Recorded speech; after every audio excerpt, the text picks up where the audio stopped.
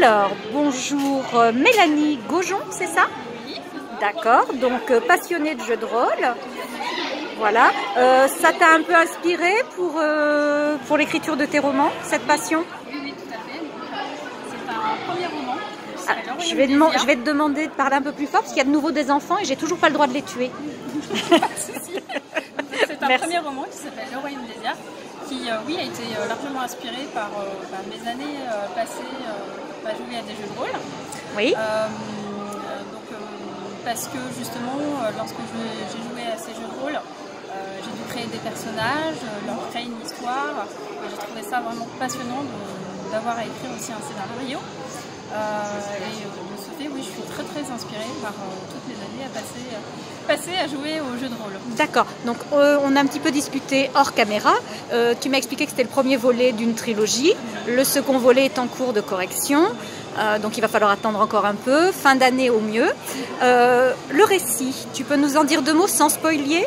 D'accord. On va essayer. Alors le premier roman, donc, Le Royaume des Diables, qu'est-ce que c'est?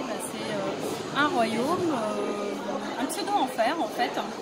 Ah déjà ça commence bien. Tout à fait, où vivent les âmes damnées. Et dans ce royaume, donc, le prince Lucifel, qui est le fils du roi Adel, vient en aide à son peuple lors d'une épidémie lorsqu'il rencontre un jeune garçon qui s'appelle Milo, qui a à peine 9 ans. Et cet enfant porte à son cou une pierre assez étrange, assez mystérieuse, qui est imprégnée d'un pouvoir qui en fait qui est assez étrange, au point que le prince va recueillir cet enfant qui va devenir orphelin. Et donc il va le recueillir. Et c'est le début d'une grande aventure. D'une grande aventure.